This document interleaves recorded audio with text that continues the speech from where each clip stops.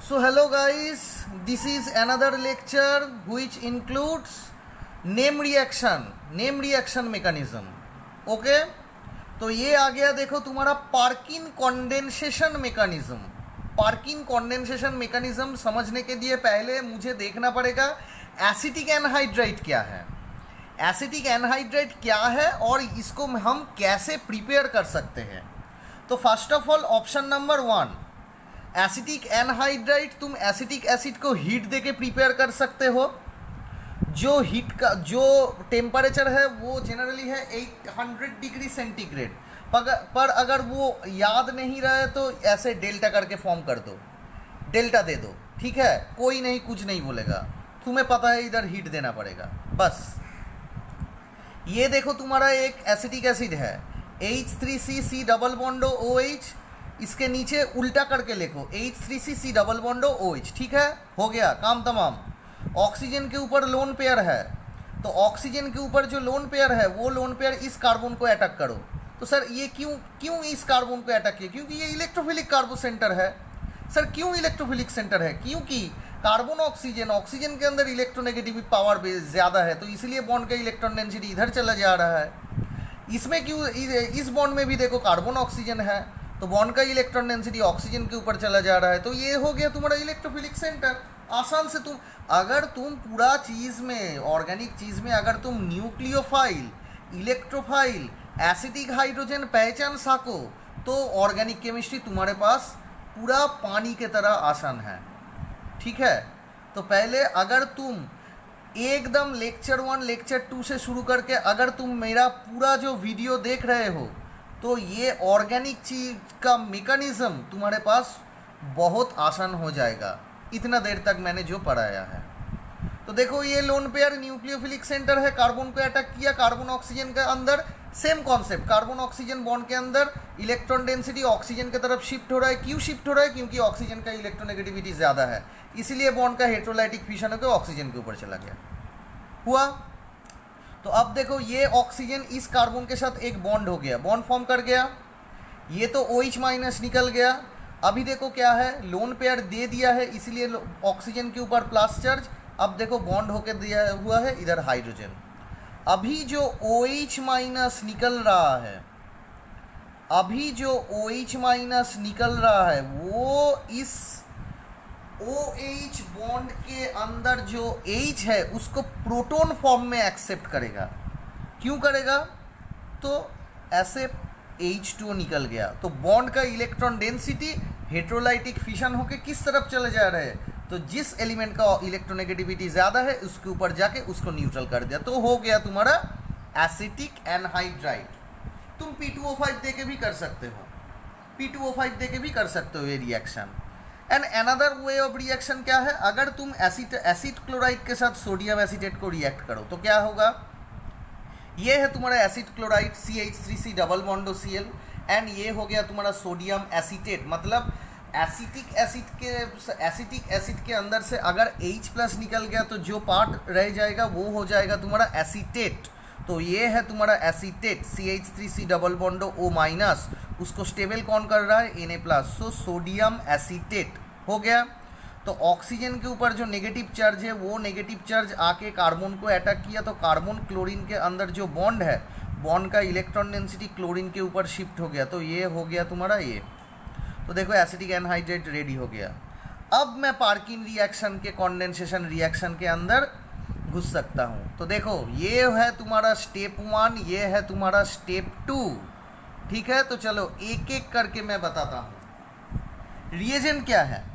Acetate है तुम्हारा इधर रिएक्टिंग रिएजेंट, तो वो क्या कर रहा है? देखो एसिटिक, ये है तुम्हारा एसिटिक हाइड्रोजन, तो ये जो एसिटिक हाइड्रोजन है ये है तुम्हारा फंक्शनल ग्रुप। तो फंक्शनल ग्रुप के बगल में जो कार्बन है वो कार्बन है alpha carbon, and alpha carbon के साथ जुड़ा हुआ जो हाइड्रोजन है वो है तुम्हारा अल्फा हाइड्रोजन।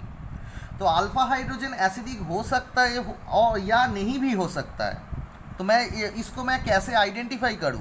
तो after same type of aldol condensation, तो अगर मैं H+ को निकल के जो कॉन्जुगेट बेस फॉर्म हो जाएगा, तो अगर वो कॉन्जुगेट बेस ज़्यादा स्टेबल होगा, मतलब रेजोनेंसिकली स्टेबल होगा, तो वो हो जाएगा तुम्हारा स्टेबल। कॉन्जुगेट बेस एंड उसका कोरेस्पॉन्डिंग एसिड हो जाएगा एसिडिक, ठीक है। तो वो माइनस आके क्या किया, इस बॉन्ड के साथ जुड़ा हुआ जो हाइड्रोजन है उस हाइड्रोजन को प्रोटॉन फॉर्म में एक्सट्रैक्ट कर लिया, तो क्या निकल गया, एसिटिक एसिड निकल गया। तो वो तो तुम्हारा मीडियम में सॉल्वेंट है ना। तो बॉन्ड का इलेक्ट्रॉन डेंसिटी हेट्रोलाइटिक फिशन होकर किसके ऊपर चला गया, कार्बन के ऊपर चला गया। तो देखो तुम्हारा ये स्ट्रक्चर थोड़ा इन्वर्सन करके लिखा हूँ इधर, ठीक है, कोई दिक्कत नहीं है। तो देखो ये है तुम्हारा कॉन्जुगेट बेस। तो कॉन्जुगेट बेस तो देखो क्या हो रहा है, ये जो नेगेटिव चार्ज है, ये नेगेटिव चार्ज देखो रेजोनेंस होके ये नेगेटिव चार्ज इस कार्बन कार्बन बॉन्ड के ऊपर पड़ गया, तो ये हो गया। इसके इफेक्ट क्या है, तो ये कार्बन ऑक्सीजन के अंदर जो डबल बॉन्ड है हेट्रोलाइटिक फिशन होकर ऑक्सीजन के ऊपर आ गया, ठीक है। तो इसीलिए ये जो कॉन्जुगेट बेस है ये है तुम्हारा स्टेबल। अब देखो क्या हो रहा है, एसिडिक एनहाइड्रेट मैंने लिख दिया, उसके साथ कौन रिएक्ट कर रहा है, PHCHO मतलब बेंजाल्डिहाइड। मतलब देखो रिएक्टेंट इधर क्या है, रिएक्टेंट है तुम्हारा acidic anhydride as well as benzaldehyde which reacts in presence of CH3COO-, ठीक है। एक चीज़ मैंने बताना भूल गया हूँ, ये जो रिवर्सेबिलिटी नेचर है, देखो ये 100% रिवर्सेबल नहीं है। मतलब इस चीज़ का ये होने का टेंडेंसी कम है एज़ कम्पेयर टू ये यही रहना पसंद करता है, क्योंकि ये जो acid based type of reaction है, मतलब H प्रोटोनेशन एक्सट्रैक्ट करना के जो रिएक्शन है ये थोड़ा स्लो इन नेचर है, ठीक है। क्योंकि एसिटिक एसिड तो एसिटिक एसिड वीक एसिड है, एंड ये जो CH3COO- है ये तो इधर OH- नहीं है ना। अगर OH- होता तो ये जो प्रोटॉन है उसको एक्सट्रैक्ट करने का टेंडेंसी ज़्यादा होता, पर इधर तो OH- नहीं है, इधर तो एसीटेट है, और एसीटेट का तो न्यूक्लियोफिलिसिटी उतना ज़्यादा नहीं है, इसलिए ये जो रिएक्शन है ये थोड़ा स्लो है, ठीक है। अब देखो ये जो बेंजाल्डिहाइड है, इतने दिन तक तुम्हें पता चल गया ये तो है तुम्हारा इलेक्ट्रोफिलिक सेंटर, ऑक्सीजन है तो ये तो इधर इलेक्ट्रॉन डेंसिटी इधर चला जा रहा है, इसीलिए इलेक्ट्रोफिलिक सेंटर है। तो कार्बन के ऊपर जो नेगेटिव चार्ज है, मतलब this one acts as a nucleophile, so this nucleophile will attack this electrophile, and as this type of donation and acceptor reaction, the bond between carbon and oxygen heterolytic fused and under heterolytic fission bond का जो electron density है oxygen के ऊपर चला गया। तो देखो क्या हो गया, CH कहाँ से आया, ये जो देखो इसके साथ जुड़ा हुआ है, इसको मैं इधर पास में लिख रहा हूँ। बॉन्ड एक ही बॉन्ड है, क्योंकि डबल बॉन्ड, एक बॉन्ड टूट के ऑक्सीजन के ऊपर चला गया, इसीलिए बॉन्ड ऑक्सीजन माइनस। देन देखो इस कार्बन के साथ ये CH2 जुड़ा हुआ है, इस CH2 के साथ इस जो कार्बन है देखो डबल बॉन्ड O है, उसके साथ ये ऑक्सीजन, उसके साथ C, उसके साथ डबल बॉन्ड O, उसके साथ CH3 है, ठीक है। अब देखो क्या हो रहा है, ये जो ऑक्सीजन के ऊपर नेगेटिव चार्ज है, ये नेगेटिव चार्ज पीछे से इस कार्बन को अटैक किया, एंड बॉन्ड का electron density pi electron linkage heterolytic fused होकर ऑक्सीजन के ऊपर चला गया, तो तुम्हारा स्ट्रक्चर हो गया ये PHCHOCOC डबल बॉन्डो CH2O- CH3, ठीक है। अब देखो ये जो O- है वो O- फिर से बैक करके इस बॉन्ड के ऊपर चला आया, अभी भी मैं स्टेप 2 में हूँ, बैक करके कार्बन ऑक्सीजन के अंदर चला है, मतलब ये डबल बॉन्ड हो गया, एंड डबल बॉन्ड होने के तुरंत इस कार्बन का कितना हाथ हो गया, पांचों के पांचों हाथ हो गया, ठीक है। तो ये जो पांचों के पांचों हाथ हो गया, देखो 1 2 हो गया, 3 4, तो क्या हो रहा है 5, तो ये क्या हो गया, इस कार्बन ऑक्सीजन का लिंकेज हेट्रोलाइटिक बॉन्ड का इलेक्ट्रॉन डेंसिटी ऑक्सीजन के तरफ आ रहा है, तो हेट्रोलाइटिक फिशन होने के तरफ से ये बॉन्ड का लिंकेज इस ऑक्सीजन के ऊपर चला गया, ठीक है। अब देखो क्या हो रहा है, तुम्हारा इधर एक क्वेश्चन आना चाहिए तुम लोगों का, क्या सर ये तो इधर आ सकता है, ये बॉन्ड भी तो टूट सकता है, आपने क्यों इस बॉन्ड को तोड़ दिया, आपने क्यों इस बॉन्ड को तोड़ दिया, इसीलिए तोड़ दिया क्योंकि ये जो ऑक्सीजन के ऊपर नेगेटिव चार्ज है, देखो ये रेजोनेंसिकली स्टेबिलाइज्ड है, मतलब इसीलिए ये बॉन्ड को हेट्रोलाइटिक फिशन हुआ।